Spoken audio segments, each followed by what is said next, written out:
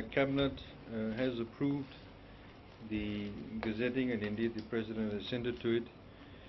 And as we are speaking, this particular decree is being printed by the government printer. It's called the Political Parties (brackets) Registration, Conduct, Funding and Disclosure Decree 2013. As was announced by the Honourable Prime Minister last week on Thursday, that the details of this decree would be made known to the public today, in which we are doing. The actual decree will commence from this Friday. The reason why I state that is because there are certain timelines that political parties, in particular current or registered political parties under the old Act, need to fulfill. I'll very quickly take you through the key elements of this particular decree. Firstly, any organization or any group of individuals that call themselves or hold themselves out to be a political party must register under this decree, as was previously the case under the old law. Now, if you hold yourself out to be a political party and you're not registered under this decree, then you commit an offense. The issue then moves on to the existing political parties. There are obviously, as far as the records show, there are 16 registered political parties under the old law. Now, what happens to them? They are from Friday given 28 days to re-register themselves under this decree. In registering or re-registering under this decree, they need to meet the various terms and conditions set out in this decree. And if they don't, then they're deemed not to be a political party, and there's obviously various consequences if they continue to hold themselves out to be a political party. If they essentially do not meet the criteria, then the political parties are wound up. Now, I'll highlight for you some of the key elements of what needs to be put out in the application form. Now, the application form essentially, when applying to either re-register for existing political parties, or if you are forming a new political party. New political party obviously can be formed at any point in time, but not any later than 30 days before elections. You must set out the name of the proposed political party in the English language. You must set out the symbol of the proposed political party, the abbreviation, the various acronyms that you will use. You of course need to agree to be bound by this particular decree. The various other criteria that you have to meet: you have to have 5 people who will be the applicants to register the political party. Then you need 5,000 members to be able to meet the criteria for registration. Those 5,000 members, previously it was only 180. You now need 5,000 members, but those 5,000 members, you must have at least 2,000 from the Central Division, 1,750 from the Western Division, 1,000 from the Northern Division, and 250 from the Eastern Division. Now, these numbers essentially are a proportion to the total population that reside in these areas in the overall population compared to the overall population. It must also include a registration fee of $5,005. That basically boils down to $1 per person. You have 5,000 members and you have 5,000 and 5 applicants. Now, upon the application being received, the registrar will then assess it, and the registrar in this case will be the Permanent Secretary for Elections. The registrar will then assess it according to the criteria. For example, you cannot have acronyms or names that are offensive or obscene, etc. Various standards of criteria you need to meet. Once the registrar has made the assessment, then the registrar will in fact also need to advertise the names of the applicants and also the names of the members. That will be published in the media. That process you need to undergo through, and the registrar can then make a decision. If the registrar, for example, decides not to register this particular political party, you can then appeal that decision of the registrar. And that appeal goes to what was generally called the Court of Disputed Returns, which is the High Court. The High Court will then make a ruling, and that ruling is binding on all parties. It will be binding on the registrar. If the High Court says, no, you have to register the political party, the registrar will have to do it. If the High Court may say, well, we actually agree with the registrar, then the political party is not registered. So there is various procedures, and you have recourse under that. The rest of it, of course, deals with the various procedural aspects of it and what happens in terms of, for example, if a political party may register itself and they may have this mic as a symbol, if they decide tomorrow they want to change it to a cup, what's the process you go through? These are the sort of things that the decree lays out. Now, there are various restrictions that have been placed, as was previously, in respect of public offices in a political party. Now, a public officer cannot be an applicant or a member of the proposed political party for the initial registration. You have to understand this. If the 5 applicants or the initial 5,000 who want to register a political party, you cannot be a public officer. Now, what is a public officer? Public officer is somebody who is a member of a statutory body or a commission or a board established. For example, if I'm a board member of AFL, I cannot be an applicant for a political party, nor can I be a member of the original members of the 5,000. Nor can I be a judge or a magistrate. Nor can I be holding any office in the public service, including the Fiji Police Force, the Fiji Correction Service, or the Republic of Fiji Military Forces. Nor, for that matter, can I be an official of a trade union and at the same time hold the office of a political party. So, for example, if I am a general secretary of a trade union, I also cannot be an official of a political party at the same time. I can choose. I can be one or I can be the other. Now, of course, as you know, generally public officer does not mean the president, the prime minister, or a minister. So that's one of the key elements that's been brought into. And if you do resign from political parties, then you need to notify the registrar. The political parties are also then required to keep various records that should be made available to the registrar and also for the public, or to the public. The copy of the constitution, the register of its members, the copy of the policies and plans of the political party, and also particulars of all contributions and donations made to the political party. You have to keep a record of that. The property that belongs to the political party, etc. Now, if you don't, obviously, then there will be various repercussions. Every year, at the end of the financial year, the political parties will need to have their accounts audited, and that will be also published. Now, these are obviously done for very good reasons, to create transparency, and this is a principle that's been adhered to by many countries.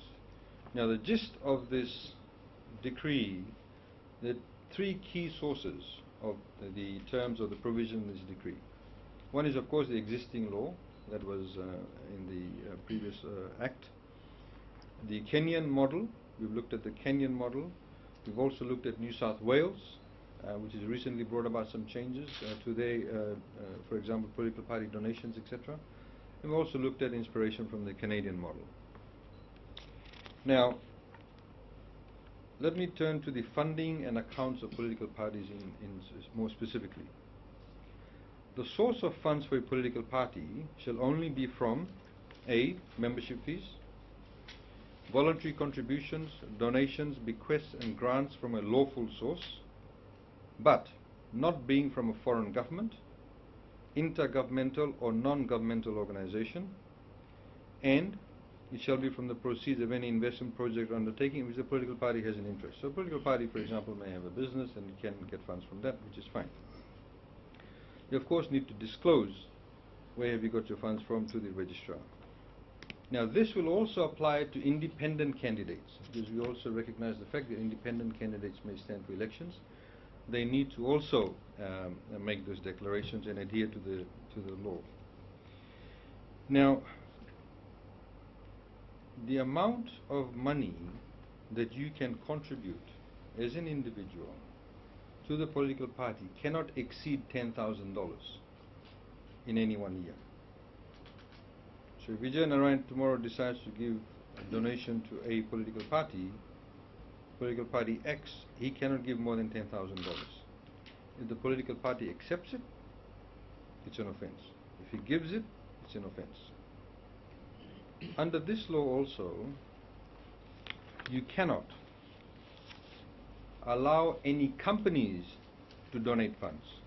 No company can make a donation to a political party. It's only individuals. So it cuts both ways. We are not allowing any companies to make donations, and it's for a very good reason. For example, New South Wales has the provision, Canada has the provision, because corporations obviously can give very large donations. And there is then a sense of being beholden to the company. A company can turn around tomorrow and give a $500,000 donation to a political party. If that political party then wins government, then they may come knocking on your door and ask for various concessions, and the political party may say, okay, thank you, we are obliged to give that to you. This is why this law prohibits donations from companies.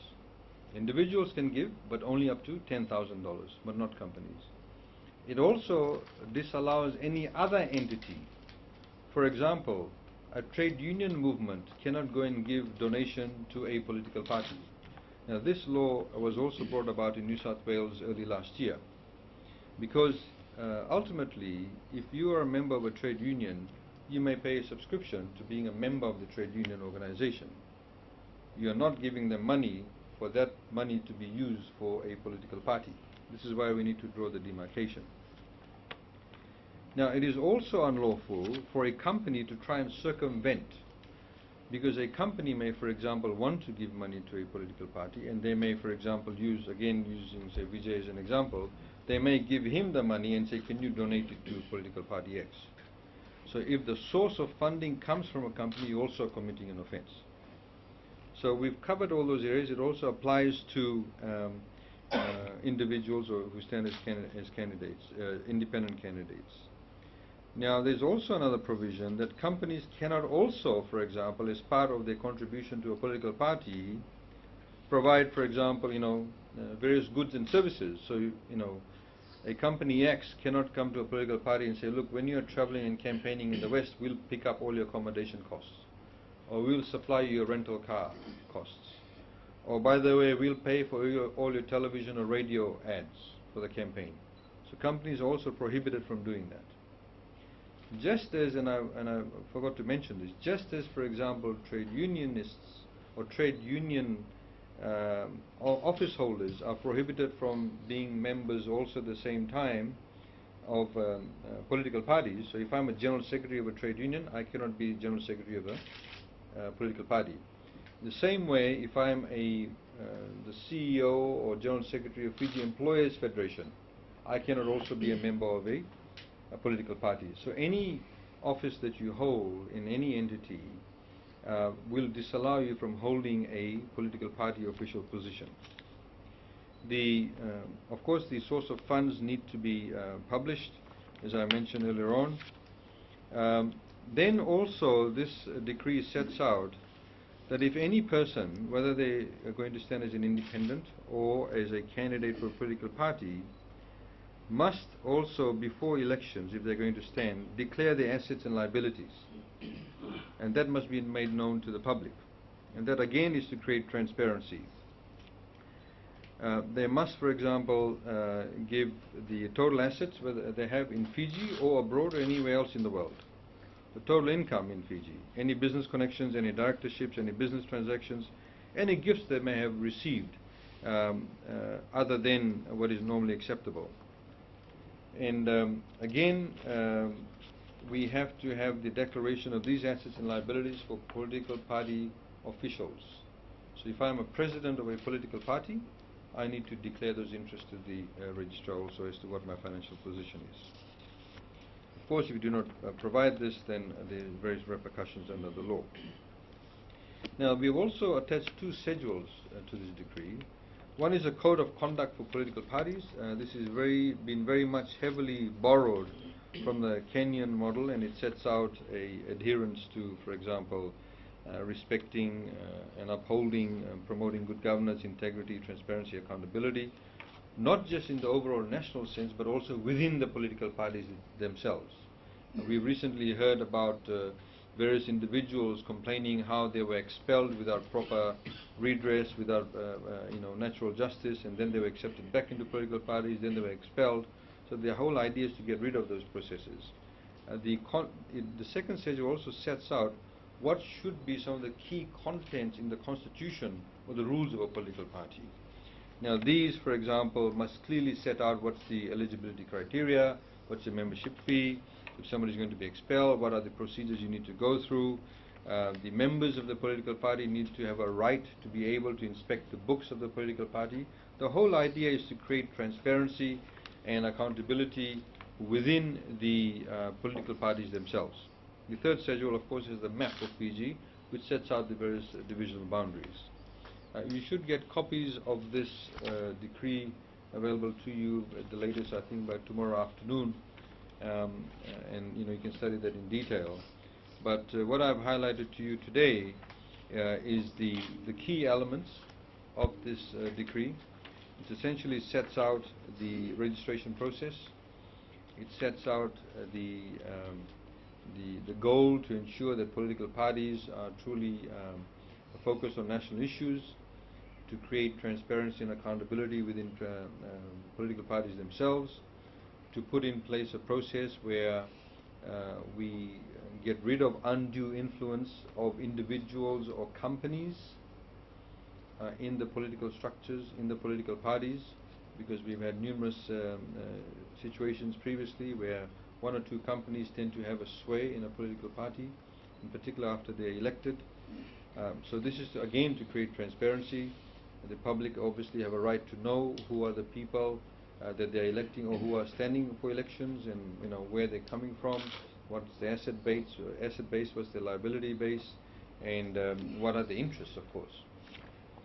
This again, as we've said, is to create that transparency and having really true democracy, and the ordinary people having access to information that is critical for them to make the valid choices that they need to do when they go to the polling booths. Thank you very much. Open the. If you have any questions. Mr. A.G., just on the 5,005 minimum number that's been set, do you think it's sufficient? Could it have gone higher, lower? What's the reason for it to go from 200 in total, 180 and 20 party officials to 5,005? Well, Vijay, as you know, that there is at the moment technically 16 registered political parties. Some of these political parties have been defunct for a while, and many of them in fact were formed by a group of people. If you and I went and rounded up all our family members, we can get more than 180 signatures. But are we truly a political party that's there for the national benefit? What is our focus? So if you look at 5,000, if you look at currently the number of people who have been registered to vote, it's 1% of the people. In fact, there are about over 600,000 voters in Fiji. So it's a very small amount, but we believe an amount that's still large enough to allow as many political parties to be able to go out and get membership. And we've also seen that if we did not have the divisional demarcations, then you could in fact go and get these numbers in Suva alone. So if your political party is truly going to be applicable for the rest of Fiji, you must have some people who are supporting you in the Eastern Division. You must have some people who are supporting the Northern Division. And there's also a requirement under this decree that political parties must have at least one branch office in each division. In fact, in countries like Indonesia, there is a requirement that you must have a branch office in each constituency. In this particular case, we've said you must have at least one branch division in each division. And many times, if you go on talkback radio and if you listen to people complain, over the years they say, the candidates come only at election time, they get our votes and they disappear. By at least having a branch office, people are able to go there. And in fact, that's what happens in countries like Australia. people always rock up to the electorate's office to lodge any complaints, etc. So this is essentially been done to increase the number of members that's required, the initial members that's required, and then to give the opportunity for registration of political parties, other than just one or two. The trade union movement has already announced they're setting up a party just over the weekend. Yes. They're waiting for the announcement of this decree. This decree clearly states that party officials cannot be part of it because the definition of public officer also extends to them. Yes. That's a change from the previous act. Yes. It's coming. Mm. Why? Again, as we can see that, I'll give you a very practical example. So if I'm, say, maybe a general secretary of the Hotel and Catering Association, and I'm also the general secretary of a political party, and if my political party is contesting the elections, and my competitor may be the incumbent or maybe another political party, I could use my position as general secretary of the trade union to create disruption to the economy in order to make my political party look good. Do you think it's necessary based on what is happening? Absolutely. I mean, in fact, the example that I used in New South Wales now by law specifically prohibits the contribution of political party donations from trade unions to political parties. That's law in New South Wales. And there was a lot of debate about it, and in fact, but that is the law. And it's precisely to curb that type of influence. And we've seen, for example, that in Fiji many trade unionists belong to political parties. It does not mean, for example, that if I'm a member of the Hotel and Catering Association, that I can't be a member of a political party. I can be, as long as I don't hold a official position. So there's nothing stopping from union members from belonging to any political party. It just prohibits a person from holding an office in a trade union and simultaneously holding office in a political party. I can choose. So for example, if I'm General Secretary of the Hotel and Catering Union, if I decide to become the General Secretary of Political Party X, I can go and become the General Secretary of Political Party X, but I resign from this position. It's very simple.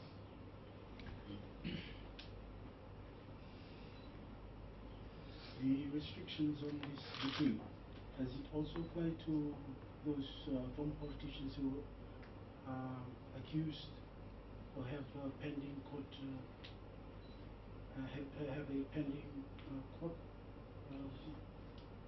in court? So restrictions in which respect? To mean stand as a candidate? The restrictions on being a candidate is always enshrined in the Constitution. So for example, in the 1997 Constitution, there's a provision that if you're undeclared bankrupt, etc., that you cannot then be a member of Parliament. So that would apply there. But there is a restriction over here that if you cannot hold an office in a political party if you have been convicted for a period of 6 months or more over the past 5 years. So for example, I cannot be say the president of a political party or general secretary, etc., of a leader or a party leader, whatever the official designations are, of a political party, if I have been convicted for 6 months or more, 5 years prior to my nomination. But the issue of candidature is within the Constitution, it's not here. This is to do with the governance of political parties. That the policing of it and actual monitoring of the issue of funding has always been an issue. Before, when we used to ask political parties which were contesting, they always hesitated to answer the question on declaration of assets and liabilities. What type of system will be in place to ensure that any member of the public can access that, even, for example, the media, to access that, to find out who's funding and in what way the party has been run and funded? Sure.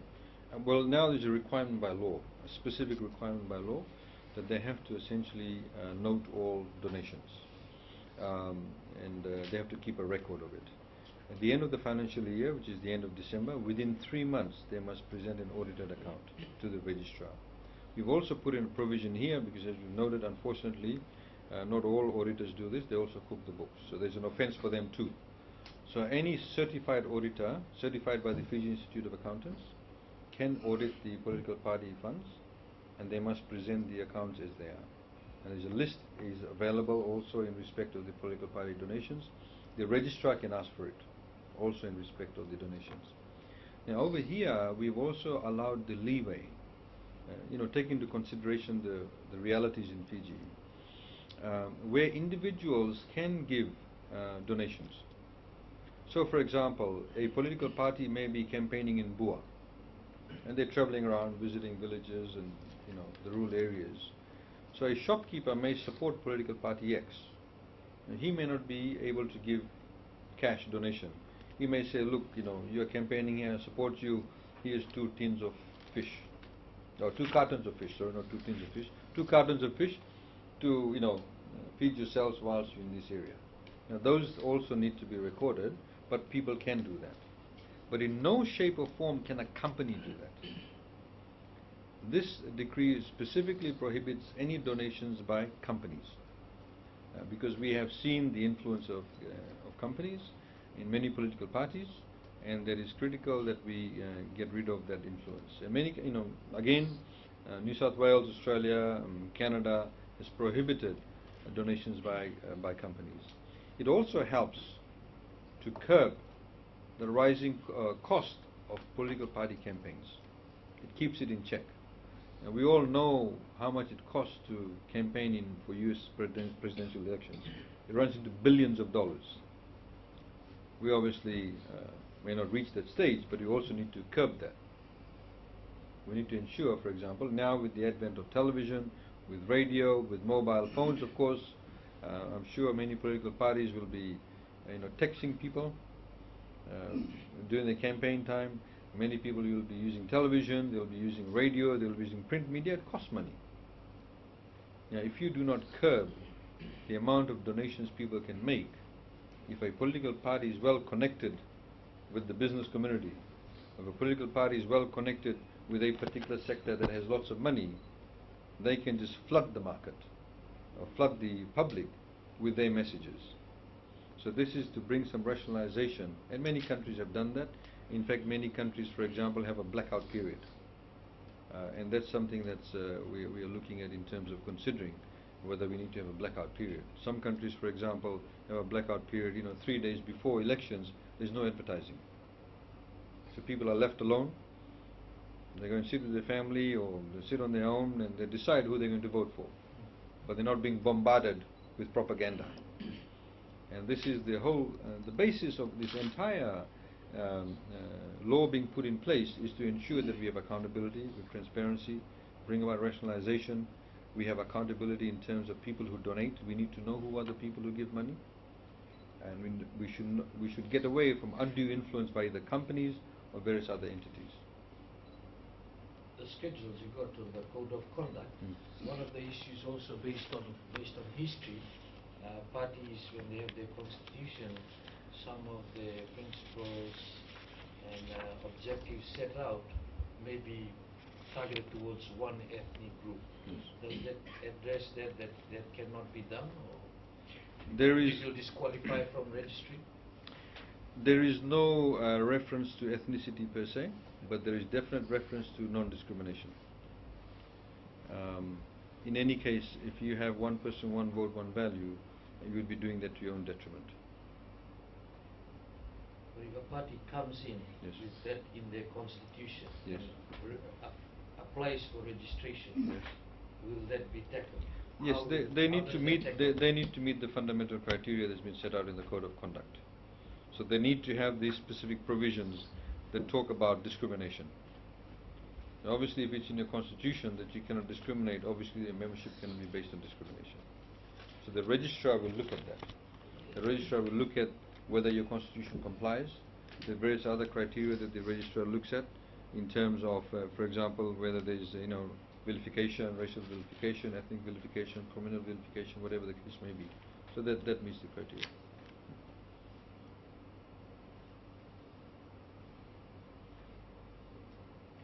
Yep. Thank you. No more questions.